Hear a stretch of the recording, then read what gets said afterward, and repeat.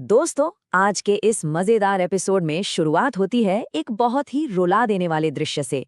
TV screen पर एक दिल छू लेने वाली खबर चल रही है।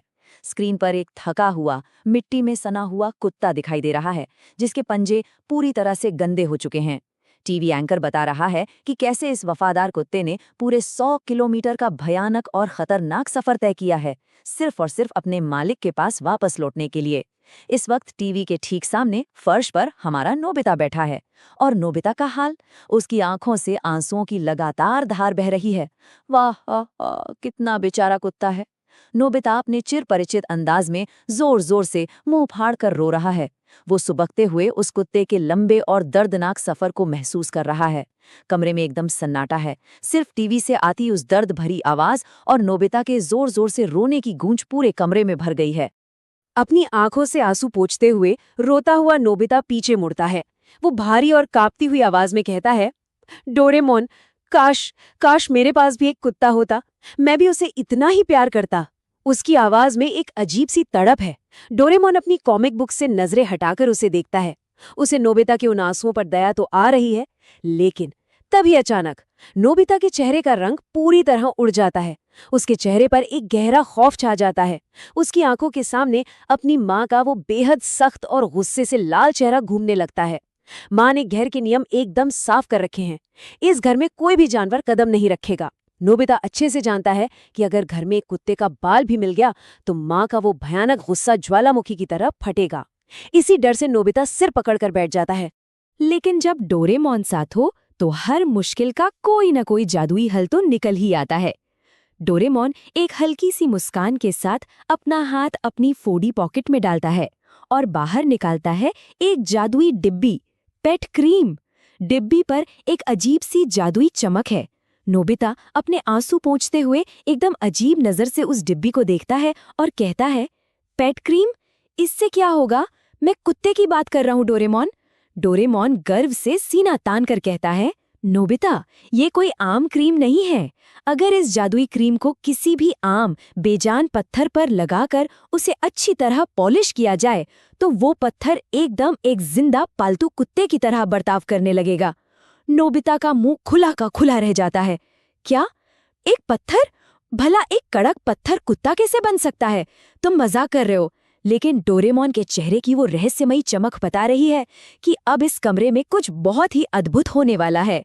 नोबिता तुरंत भागकर बाहर से एक छोटा सा गोल मटोल और एकदम जेड ब्लैक रंग का पत्थर चुनकर लाता है।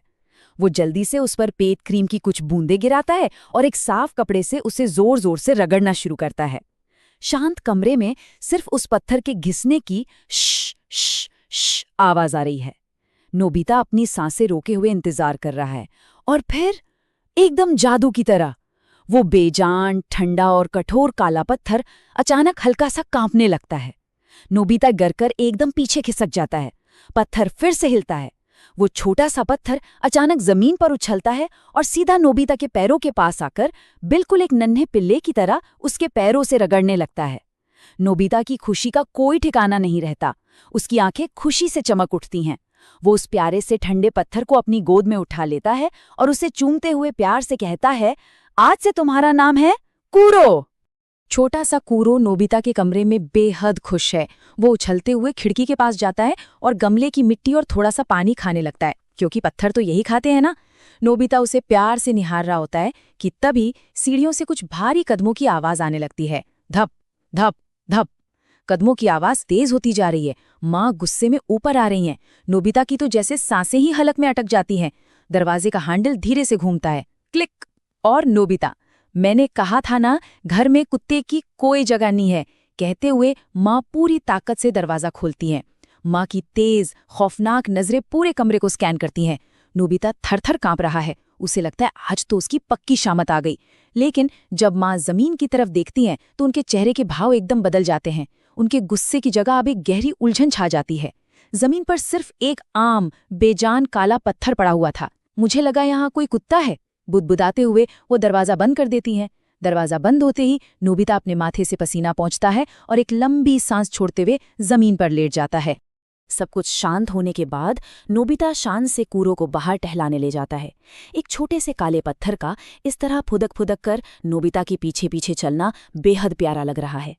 तभी अचानक मोड़ पर एक बड़ा और खूंखार सा लड़का नोबिता के सामने आ जाता है।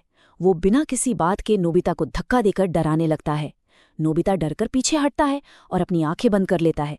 लेकिन इससे पहले कि वो लड़का नोबिता को कुछ कर पाता, जमीन से छोटा सा कूरो एक रॉकेट की तरह हवा में उछलता है। सन और ठक, वो पूरी ताकत से उस बड़े लड़के की पिंडली पर जाकर टकराता है। आह आह, मेरी टांग! वो लड़का दर्द से बुरी तरह कराते हुए एक पैर पर कूदने लगता है और रोते हुए वहां से दुम दबाकर भाग खड़ा होता है। नोबिता हैरानी से अपनी आंखें खोलता है। कूरो वापस जमीन पर आकर नोबिता के पैरों के पास खड़ा होता है और गर्व से कांप रहा होता है। नोबिता प्यार से कूरो को देखता है। ये छोटा सा पत्थर उसका सच्चा रक्षक बन चुका है। लेकिन कहानी में सबसे बड़ा ट्विस्ट तब आता है जब नोबिता और कूरो को पार्क में बाकी दोस्त देख लेते हैं। शिजुका, जियान और सुनियो अपनी आंखों पर यकीन नहीं कर पाते कि वो छोटा सा पत्थर कैसे नोबिता के इशारों पर कुत्ते की तरह नाच रहा है। देखते ही देखते ये बात पूरी तरह फैल जाती है। अब हर किसी को अपना खुद का एक स्टोन डॉग चाहिए। डोरेमोन शिजुका को क्रीम देता है और शिजुका एक बेहद खूबसूरत चमकते हुए सफेद क्रिस्टल को अपना कुत्ता बनाती है। जियान अपने गुस्सैल और सख्त स्वभाव के हिसाब से एक भारी, नुकीला और खुरदुरा पत्थर चुनता है। लेकिन असली धमाका तो तब होता है जब बारी आती है सुनियो की। सुनियो के चेहरे पर एक बेहद घमंडी मुस्कान है। अपनी रईसी दिखाने के लिए सुनियो किसी छोटे मोटे पत्थर को नहीं चुनता, बल्कि वो इशारा करता है अपने बगीचे के ठीक बीचों बीच रखी एक विशालकाय भारी भरकम चट्टान की तरफ। ऐसा पत्थर जिसे हिलाना भी नामुमकिन है। अब नजारा देखने लायक है। एक तरफ शिजुका का क्रिस्टल कुत्ता है जो चुपचाप शांत बैठा है, और दूसरी तरफ सुनियो का वो विशाल चट्टान वाला कुत्ता जिसका नाम उसने बड़ी शान से सैमसन रखा है। सैमसन इतना बड़ा है कि उसके एक कदम रखने से जमीन हिलती है। सुनियो बहुत चौड़ में आके सबको दिखा रहा है कि उसका कुत्ता सबसे ताकतवर है। वो दूर एक डंडा फेंकता है और चिल्लाता है, जाओ सैमसन, वो डंडा लाओ। सैमसन दौड़ता है, जमीन कांपती है और वो डंडा लाने के बजाय अपने विशाल जबड़ों से एक पूरा का पूरा पेड़ ही जड़ से उखाड़ लाता है। जड़ों के टूटने की कड़कड़ आवाज होती है और चारों तरफ मिट्टी उड़ने लगती है। सुनियो के पसीने छूट जाते हैं, लेकिन वो जबरदस्ती एक नर्वस सी हंसी हंसते हुए कहता है, हा देखा, सैमसन कितना स्ट्रांग है, मुझे यही चाहिए था। जबकि अंदर ही अंदर वो बुरी तरह डर चुका है। दिन तो जैसे तैसे कट जाता है, लेकिन रात होते ही नजारा किसी डरावनी हॉरर फिल्म जैसा हो जाता है। सुनियो के घर की दीवारें अचानक कांपने लगती हैं, छत से धूल नीचे गिर रही है, खिड़कियों के कांच खन खन करके थरथरा रहे हैं। बूम बूम बूम, बाहर से किसी भारी चीज के लगातार कूदने की खौफनाक आवाजें आ रही हैं। चांद की रोशनी में उस विशाल चट्टान की डरावनी परछाइयां कमरे के अंदर बन रही हैं। सुनियो अपने बिस्तर पर बैठा है, पसीने से पूरी तरह लथपथ। उसने कसकर अपना कंबल पकड़ा हुआ है और उसकी आंखें डर से फटी हुई हैं। बाहर बगीचे में विशाल सैमसन खुशी से उछल कूद कर रहा है और उसके हर एक कदम से सुनियो का पूरा घर भूकंप की तरह हिल रहा है। घर की कीमती मूर्तियां टूट टूट कर गिर रही हैं। सुनियो अपने बाल नोचते हुए चिल्लाता है, ये दीवारें हिल रही हैं, हे भगवान, ये मैंने क्या कर दिया। उसकी सारी रईसी का घमंड अब खौफ में बदल चुका है। रात का गहरा सन्नाटा और अंधेरा छा चुका है। बाहर सर्द हवाएं चल रही हैं। सुनियो के चेहरे पर खौफ तो है, लेकिन अब उसके दिल में एक गहरा दुख भी है। अपने घर को मलबे में तब्दील होने से बचाने के लिए उसे एक बहुत ही कठोर फैसला लेना पड़ता है। आधी रात को एक बहुत मोटी रस्सी के सहारे वो अपने हाथों को छीलते हुए उस विशाल सैमसन को खींचते हुए घर से बहुत दूर पहाड़ों के पास एक सुनसान जगह पर ले जाता है। रस्सी सुनियो के हाथों में चुभ रही है। सैमसन बिल्कुल चुपचाप अपने मालिक के पीछे पीछे चल रहा है। उस बेजुबान चट्टान को नहीं पता कि उसे हमेशा के लिए छोड़ा जा रहा है। सुनियो उसे वहां उस ठंड में अकेला छोड़कर भारी कदमों से वापस लौटा। अगली सुबह जब सूरज की किरणें सुनियो के कमरे में पड़ती हैं तो सुनियो बिस्तर पर बैठा रो रहा है। उसकी आंखों से आंसू बह रहे हैं। वो सैमसन के उस मासूम भरोसे को याद करके फूट फूट कर रो रहा है। सुनियो को रोता देख सब दोस्त उसे सांत्वना दे रहे हैं। नोबिता और डोरेमोन उसे समझा रहे हैं कि सैमसन वहां पहाड़ों में ज्यादा खुश होगा, उसे खाने के लिए वहां बहुत सारी मिट्टी और बड़े बड़े पत्थर मिलेंगे। लेकिन सुनियो का रोना बंद ही नहीं हो रहा।